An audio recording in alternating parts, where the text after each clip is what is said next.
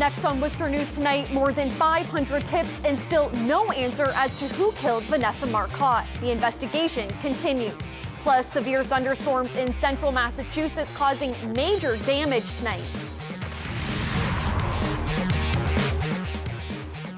Good evening, everyone. Thank you for joining us. I'm Olivia Lemon. Thunderstorms passing through central Massachusetts tonight caused some damage, keeping first responders busy. There were a few reports of trees on fire after being struck by lightning, also some flooding on roadways. A severe thunderstorm warning was issued for parts of Worcester County. Take a look at this video. The storm knocked down power lines in Oxford. This was the scene this afternoon on Old Southbridge Road. You can see the wires were hanging off of the trees. Cudworth Road in Oxford was blocked off earlier today after reports of a lightning strike. The storm lasted about an hour but left a good amount of damage. A one-car accident in Sturbridge caused some delays this afternoon. Sturbridge police tweeted out this video of a vehicle being pulled from the woods. The fire department says the vehicle went off the road in the area of Fisk Hill Road. They say the female driver was trapped in the car. The road was closed for about an hour as first responders worked to get her out of the vehicle and remove the car from the woods. The driver was brought to the hospital to be treated for injuries. The cause of the accident is under investigation. We are now day 5 into the investigation of who killed Vanessa Marcotte. The search is intensifying as no arrests have been made at this time. State police say more than 500 tips have been sent in. They are still asking for the public's help. Our Brittany Schaefer was back in Princeton today and has more. The horror of this murder is something that's obviously affected everybody. More than a dozen heart-shaped balloons decorate the center of Princeton Friday in remembrance of Vanessa Marcotte. Actually, I left a rose and a sneaker on the stand in the respect of Vanessa. And everyone's kind of getting together as usual. It's a small town. Marcotte's body was found Sunday night in the woods near her mother's home. Now 5 days later, residents are still looking for answers. I bike trails alone at times, or I'm on the roads where they're maybe not highly populated. And again, you get a sense now that you really could be a target. Active Princeton residents like Chris Johnston and Lee Hudson are changing their running routines. Nobody's been out running. It's kind of not normal. Usually there's people running every day. I run often. I haven't really been running. This time I did go out and I bought mace. So I did practice with mace, I've learned how to shoot it, and now I do run with mace. State police say as of Friday evening, they have received more than 450 tips. Princeton residents are hopeful Marcotte's killer will soon face justice. I really hope so, and I know everyone really hopes so. There's been amazing turnout from the state police and the district attorney's office and our local police and all the other special forces that have come to bear on the case. So I'm feeling very confident with the way things are going. Brittany Schaefer, Worcester News Tonight. Tonight is Game 2 of the FCBL Championship Series. After a tough loss last night, the Worcester Bravehearts brought the series back to Hanover Insurance Park at Fitton Field. Our Cam Jandrow is there with the story. We're not getting used to it. It's awesome. It's pretty awesome to be able to host it and trying to win it. For the third season in a row, the Worcester Bravehearts find themselves in the FCBL Championship Series. The two-time defending champions have made the final round of the playoffs every year since they entered the league in 2012. Bravehearts management says it's a unique opportunity for the organization and the league.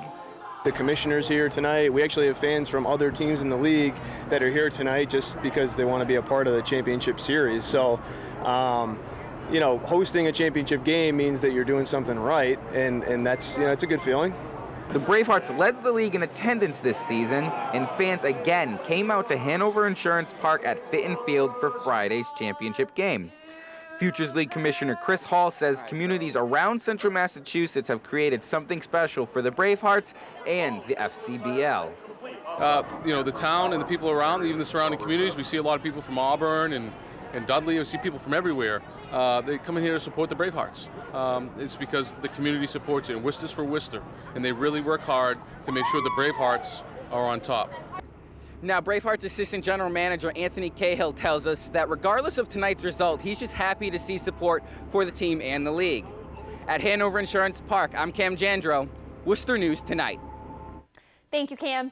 Extreme heat continuing for a second straight day in Massachusetts. The hot temperatures gave way to severe weather this evening, but as our Andy Madison shows us, the heat had many staying indoors and out of the sun. Many have been by the water, but across central Massachusetts, Friday was no day at the beach weather-wise. It's very hot, yes. It's cool, like I said earlier, it's not Hampton, but it will definitely do. Another day of hot temperatures and heat advisories causing many to stay inside. At Ziti's restaurant, they had the ceiling fans on and the air conditioner turned up. Are you used to weather like this? No, at all. Not at all. This is brutal. Yesterday in the morning, and where I work, there's like no AC in the particular room, and it was like blessedly hot in there. One cool place to be on a day like today, where the heat wasn't stifling, was on the ice. Buffoni Arena opened for public skating. Thought it was a good idea on a hot day. Keeping people inside in long sleeves and out of the heat. I love working here. It's a great place to come off and cool off in the summer, so I recommend it. Shade and sunscreen can protect someone from the sun, but if you have to be outside for a long period of time, it's always important to drink lots of water. I had 3 waters with me, so you have to, obviously drink water and take care. You have to hydrate yourself, obviously. The heat and humidity are expected to stick around this weekend, and some much-needed rain could be on the way. The heat may be a nuisance, but some say it beats the alternative. Would you rather be too hot or too cold? I'd rather be too hot. Andy Madison, Worcester News Tonight.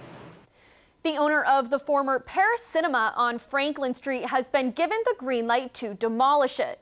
The Telegram reports the Historical Commission voted Thursday night to waive the city's demolition delay ordinance, stating that the delay would pose an economic hardship for the owner. The Paris Cinema has a colorful history. It opened its doors in 1926 as a movie theater and later became an adult entertainment venue before closing in 2006. Things are back to normal on the Mass Turnpike in Charlton tonight, but it's a far cry from early this morning. State police say 2 tractor trailers crashed on the eastbound side. One of the trucks rolled onto its side and caught fire. Both sides of the pike were closed until 4:30 this morning. An Upton store has a big mess to clean up tonight. A car drove into Country Super on Main Street around 2 this afternoon. Police are investigating, but so far believe the driver accidentally stepped on the gas instead of the brake. Thankfully, no one was hurt. A local health fair Friday gave residents a chance to learn more about the Family Health Care Center in Worcester. People who were at the fair got a chance to take part in activities and information sessions. Our ROSLYN FLAHERTY was there and has more. Hundreds gather here at the Neighborhood Health Fair here in Worcester to learn about fitness, health, and the Family Health Center while having a little bit of fun. A healthier family, a healthier patient is actually a healthier community, and Worcester's better for all of us being healthy. The Family Health Center of Worcester holds an annual neighborhood health fair to celebrate National Health Center Week. There's so many resources and good stuff for kids, stuff that I didn't even know about. Last year, Family Health Center served more than 35,000 people in 43 different languages in the Worcester community. It works to make sure all have access to high-quality health care, regardless of a family's ability to pay. Family health is important 365 days a year because people don't always have access to health care and don't always know where to go for health care.